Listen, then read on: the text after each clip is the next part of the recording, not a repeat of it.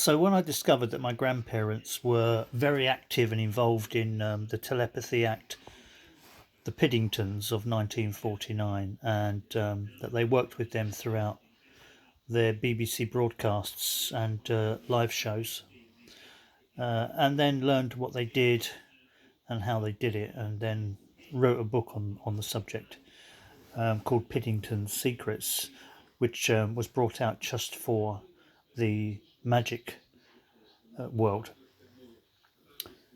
It sort of changed my life because prior to that, I was a broadcast journalist with BBC News, independent radio news. Had my own show on the radio as well with lots of celebrities, and one of the celebrities was Paul Daniels, and it was after meeting Paul, my dad said to me, "Do you know what? My dad worked with a famous magician once as well," and that's what sort of kicked off the whole investigation into who that was. Obviously, it turned out to be Sydney and Leslie Piddington, and a 13-year sort of investigation, which took me from London to Australia, to London, and then Australia. Sort of allowed the story to unfold, and after seeking permission from the Piddington family, the surviving Piddington family, asking their permission that I could write the book Piddington's Secrets, to give credit to the genius that their granddad was, Sydney was, and expose his methods, knowing that they are methods that were great then, but it's not the sort of methods we would use now. But the concept behind them, the thinking behind them, the sort of psychology behind them was priceless. It was just absolutely amazing, if I can bring that word back into fashion. Amazing, seriously amazing. That man, Sidney Piddington, was an amazing man up here. He thought like the best of us think today. When I say the best of us, I mean the people that create mentalism, and these sort of illusions of mind magic, which is very difficult actually. And I'll get onto that in a moment. But yeah, discovering that Sidney Piddington and Leslie Piddington and their whole act, the Piddingtons, were part of my ancestry, although not directly blood related, more work related, was incredible. And I'm not a magician, I don't come from that world, but it really interested me in that world, the world of magic and mentalism, and my whole journey to creating and releasing that book, which amalgamated so much interest and so much support, and I made so many contacts and friends through that in the magic world, made me want to continue in that world, in mentalism and magic. So I started to think of ways of creating unfathomable illusions, things that other people couldn't figure out. And I went the extra step because I wanted it to be things that even magicians and experienced mentalists couldn't figure out. And I achieved that. The first thing I sort of created, that I put out there in the public domain, was Seeing with Your Ears. And Rebecca Herrera performed that on Penn and Teller Fool Us. And it did fool them. And that was great. I gave the award to Rebecca because she did all the work. But the trick that she performed was something I created. And that creation fooled Penn and Teller, which isn't easy, I promise you, to fool those guys. It's not easy at all. You really have to think out the box, and you really have to be a little bit sneaky, even even sneakier than that, to fool Penn and Teller. So yeah, I fooled them with that, and I thought, wow, that's great. But then I was round David Burglass's house, because I do the Burglass scrapbooks with David, and as I'm sure he'll remember, Darren Brown was there because they were having dinner, and he commented on the Penn and Teller Fool Us Seeing with Your Ears effect, he said, yeah, I saw that and it was great, and Rebecca was great. And I'll be honest with you, he said, I've got no idea how you do it. And I thought, Darren Brown doesn't know how I pulled that off. The method I'm talking about, the secret behind it. And I had to ask again. I said, okay, so what about now? You've had time to think about it. It was, last year sort of thing. Do you sort of know roughly how it might have been achieved now? And he went, no, I've got no idea how you did that trick. I've got no idea. And then I felt, well, okay, so I fooled Penn and Teller with it, and Darren Brown, who's a magician mentalist, was fooled as well. And that, to have a man of that caliber, an artist of that caliber, who's done almost everything that I find unfathomable, I can't work out, not knowing how I pulled that off was just such a compliment. It really was. And when you hear things like that, that really does inspire you more to do it again, And I did try and do it again with another trick with Penn and Teller, astral projection. I created the method and the trick, but Rebecca Herrera created the storyline or the presentation behind it, which was a fantastic presentation. And you can see that on YouTube. It was a great piece of time, but it didn't fool Penn and Teller. That didn't fool Penn and Teller, which was a shame because twice would have been great. But it doesn't matter because I've fooled them already, and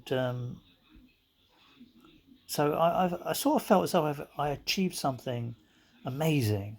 If I can again bring that word back into fashion, that was worth trying to build on. So I have. Rebecca's obviously moved on now. You won't see her performing Mentalism Magic anymore because she's moved on to acting, which is what she does really well. She doesn't really want to be typecast as a magician or mentalist. She wants to be able to do all sorts of things, which is great for her. And so I've looked around for another performer to perform my effects. And the reason is because I don't perform, I create. So, and I choose young females because there's not enough young females in magic, really, is there? So I like a young female to perform my creations. So I'm now producing an amazingly intelligent, fantastic, spirited young lady called Anna Ferris Simpson. And so I bunged her on TV over in Slovakia first, just to see how it would go. And it went really well. And it was Slovakia's Got Talent, actually. And she got 4 yeses and everything.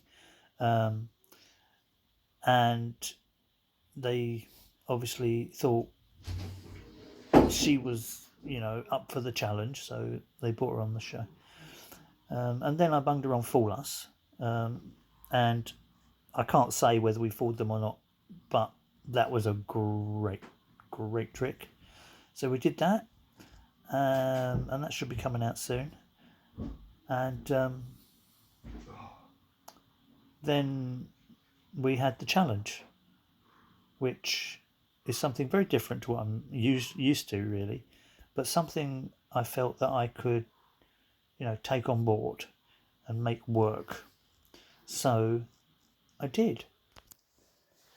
So the challenge was set by, I can't remember who set the challenge now, but there was lots of ideas for a challenge for Anna Ferris Simpson and myself, but Anna was the performer, so I wasn't sort of mentioned, but I was there in the background.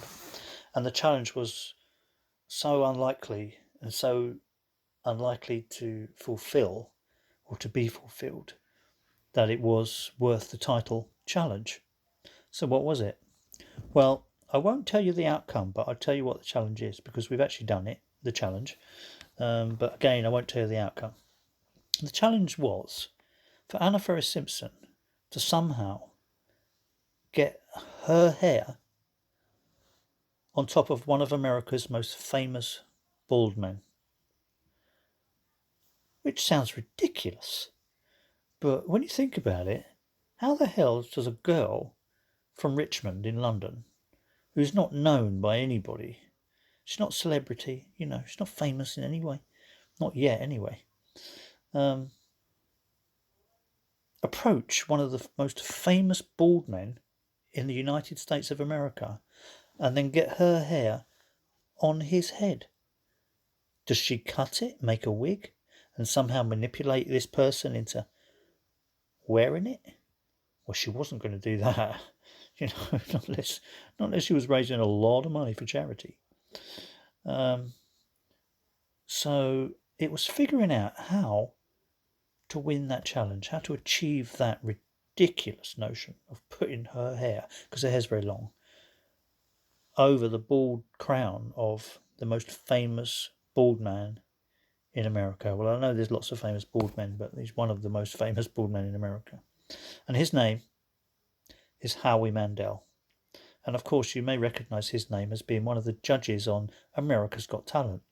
So perhaps the way to get near him was for somehow to get Anna Faris Simpson on America's Got Talent. Maybe with some sort of magic trick or a presentation of some kind that involved getting her hair on Howie Mandel's head. Now, the reason this was more of a challenge than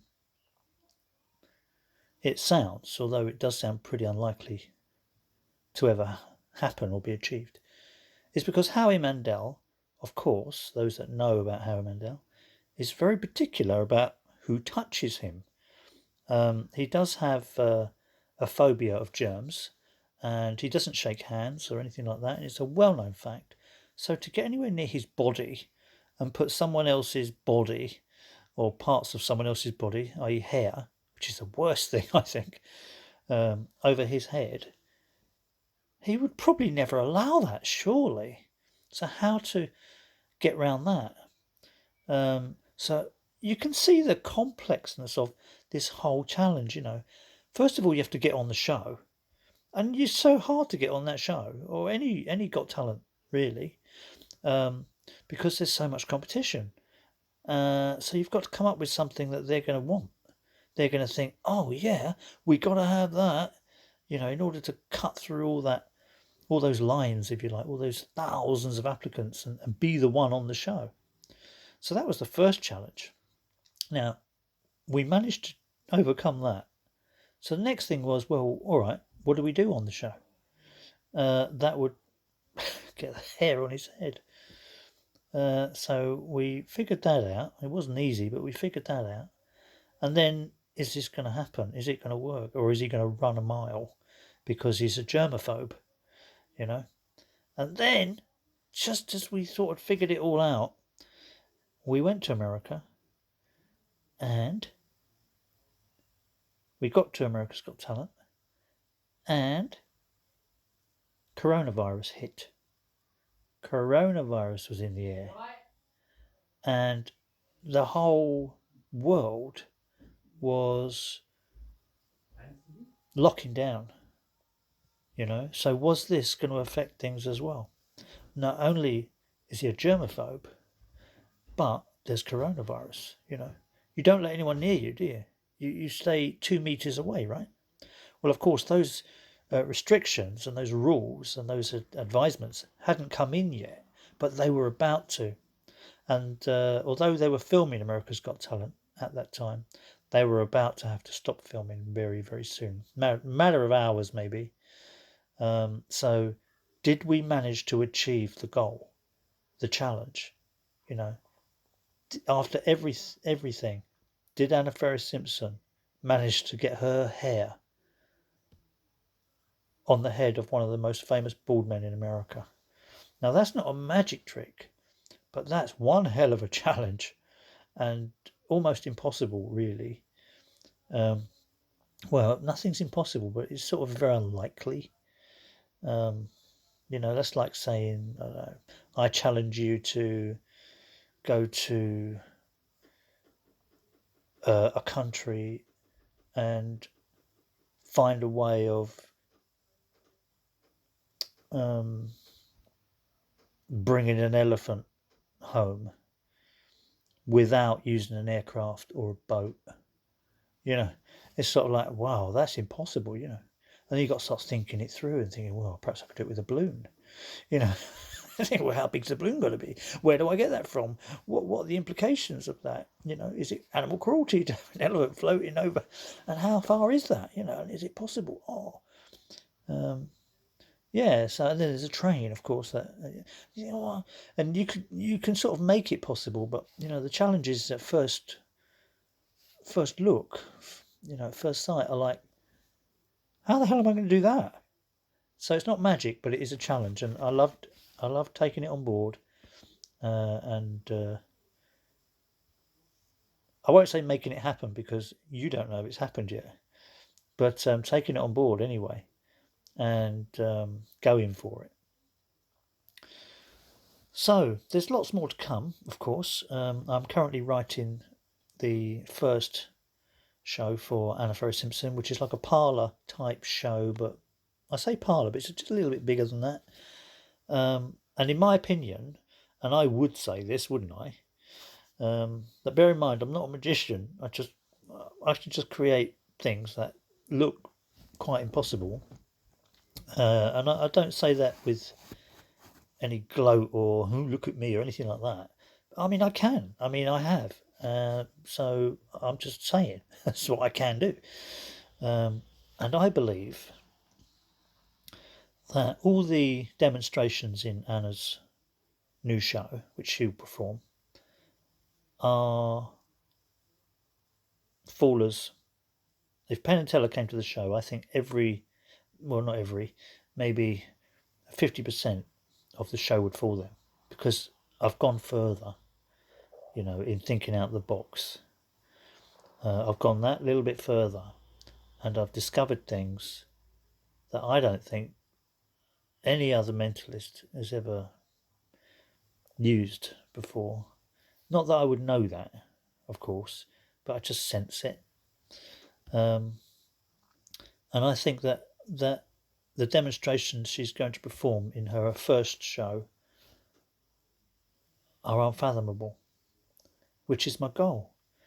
Reverting back to the Piddingtons of 1949, where for nearly 70 years people were scratching their heads thinking, we're never going to know. They've both died, they've taken the secrets to their grave, we're never going to know how they did it. And of course, that's not true. But it was a great mystery, It was a great mystery, and it fooled a lot of people. It even fooled Penn Jillette, actually, because he had a go at saying what he thought the method was, and he got it wrong. As a matter of fact, his explanation suggested that he didn't quite fully see the performance or hear the performance that he was commenting on. Not fully, anyway, because if he had, he wouldn't have come out with the suggestion he had. But he got it wrong anyway.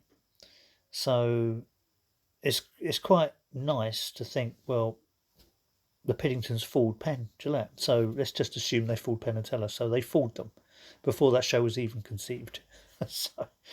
so well done, Sidney Piddington, and I'm sure Penn Jillette would have a little chuckle at that, because so I think it's a quite a cute, lovely little moment. Sidney Piddington fooled Penn and Teller. Yeah, I'm sure actually if they got the I think they have Pathé footage of the trick, actually. I'm sure if they mixed that with Penn and Teller and Fool Us, and then they sat there in their chair afterwards and just gave their opinion, I'm wondering then if Sidney Piddington from Beyond the Grave would win the Fool Us trophy. I'm sure he would. I'm sure him and Leslie Piddington would. Okay, so where do I end on this this rant? Well, just to go back to Anna Ferris Simpson's show, which I'm currently writing, I wanted to make sure as well that every performance, every demonstration, or let's call it every mentalism trick, if you like, because we know the tricks, right, is new. It's not a same-o. It's not something that Darren's done or any other mentalist has done. Lior or anybody, And also, it's for her and her character and her teenageship, her freshness and personality. So, she's not going to be there with a giant pad saying, think of a colour, and then she's written it down. What did you think? Blue. And then she turns it around and it says blue. None of that, because it's all been done, and audiences expect you to turn that pad round and it to be right. And they go, oh, right, yeah, it's clap, clap, clap. But we knew that was going to happen, I'm really trying to invent stuff that they haven't seen before or they're not expecting. Things with a twist. Things that create that moment of, oh, didn't see that coming. Wow, oh my God. How the hell did you, what? That sort of thing. I actually created a video you can see on YouTube which demonstrates this point I'm trying to make. Everyone's done any card at any number. And we all know what happens, The magician's got a deck of cards. Whether he handles them or not, he's got a deck of cards. And someone in the audience or someone random says, oh, it's I choose the Queen of Hearts. And then someone chooses a position in the deck. And someone counts down to that position in the deck. And lo and behold, as we all expect, although we don't understand how, it's the Queen of Hearts, and we all go, oh, wow, how did that happen? And then we all sort of think, well, actually, it's obviously he handled the cards a little bit there, so perhaps he did something. Or actually, and then they sort of rewind the video and have a look a bit, and they sort of think, well, it's not that impossible after all, is it? Because, he had the cards in his hand and he asked for a card, and then he asked for a position, and then he put the cards down, and then it was there. So he's obviously done something. Although you don't see it, although it's very sleight of hand and very quick, you don't see it, but, the ACAN has been achieved. So I created an ACAN method where we could satisfy every angle on it. In other words, the magician doesn't touch the deck. The deck is shuffled. Obviously a card's chosen and a position's chosen, and still, despite all those criteria, the card appears at that position. But not just once, twice. And this is what I created. I created a method so it could be done. Again, thinking out the box. So what you see is it creates the illusion, because we all know it's not real, right? It's a trick. There's no paranormal activity really going on. It creates the illusion of impossibility beyond the any card at any number you're probably used to seeing. So yes, it's a magician faller, and that's what I designed it to be. But it was also a good exercise, a good practice, if you like, in just going one little bit further to turn something we all expect into something we all expect but didn't expect it to go that way, because that's not a new illusion, but there are ways to make it look even more impossible than you've ever seen it done before. So, I mean, you can look it up. Well, you can't because it's unlisted. But I'll tell you why it's unlisted in a minute. But it is on YouTube. It's Rebecca Herrera, ACAN. So before she left to do her act, just to concentrate on acting, she performed this. Any card at any number on YouTube. And she doesn't touch the deck at all. It's shuffled in front of everyone. It's a Vegas wash on a table, so you can literally see the shuffle, a sort of mess of cards, and then they're all sort of scooped together again, and that's done sort of twice, and the ACAN is achieved. No, despite that, the ACAN's achieved.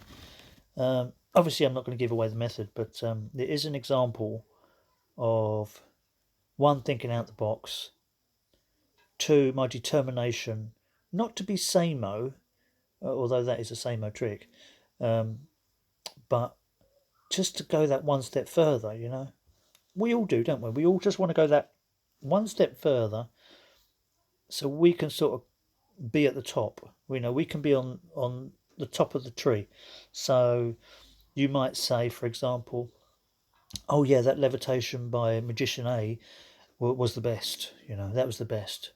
It's better than Magician B, C, D, and E, and G and X. All those magicians, they were good. They did it really well. But Magician A, wow, it's the best one I've ever seen. Best version of that I've ever seen.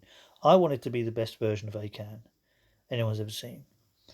And I think I achieved that.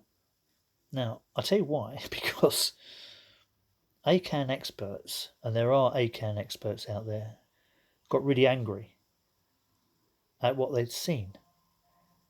And they were sort of trolling the video underneath with all their comments like, yeah, it's not real. That's some sort of clever editing trick or something like that. And none of that is true, of course. It is real, what you see. But obviously they're just not getting the method. They're missing the method, obviously. But isn't that the point? You're not meant to know what the method is. So they got really angry, and I started getting, you're a fraud, and because it was that good. I don't say that to blow my own trumpet. I say that because that's the fact. It was that good that they hated it. They hated the fact that they couldn't figure it out, and that's what it was. Because they couldn't figure it out, they hated it. But it's not like unfigure-outable. You can figure it out if you think out the box like me, because it has been figured out. It's been figured out by a very good friend of mine. I'm not sure he would want me to name him actually, because he's very in the background on television shows, and he creates a lot of stuff and consults on a lot of stuff, and he's all over the world. He's a big name in the background, but he's not a big name in the front. So, but I showed it to him, and he figured it out straight away. He went, "Yeah, I love the way you've done blah blah blah blah blah," and he mentioned the method, and I thought, wow. Do you know what? I'm really impressed. I said that you got that straight away. How do you know? And he goes, well, I did something similar with blah blah blah, and he mentioned a very famous mentalist TV series that he'd done something similar on. It wasn't the same, but it was similar, using the same sort of method, but not in a canny way or anything like that. It was something completely different. Anyway, I'm rambling now. So in closure, let's get to the closure bit. Thanks for listening to me rant. I hope it gave you sort of a little insight into what I'm doing in the lockdown. Just sort of thinking and developing and creating and writing.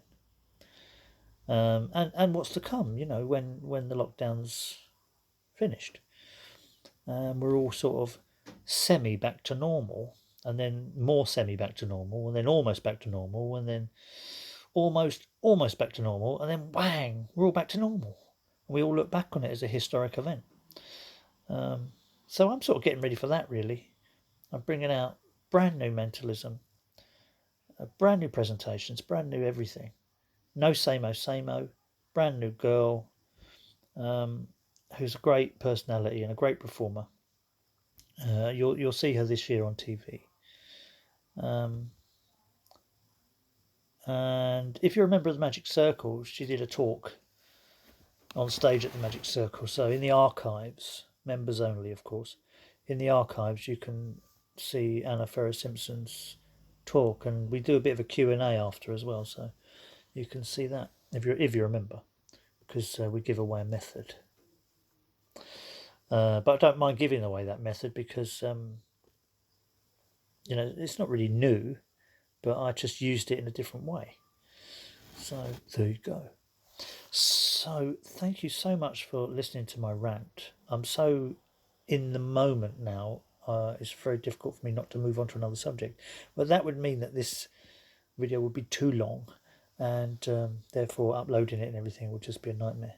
So I'm going to leave it there, but perhaps I'll come back and talk about another side to mentalism, which you might find interesting, and I'll think about what that is, or if you've got any ideas and you want my take on it, then I can do that. So this is Martin T Hart saying thank you very much and signing off. Bye for now.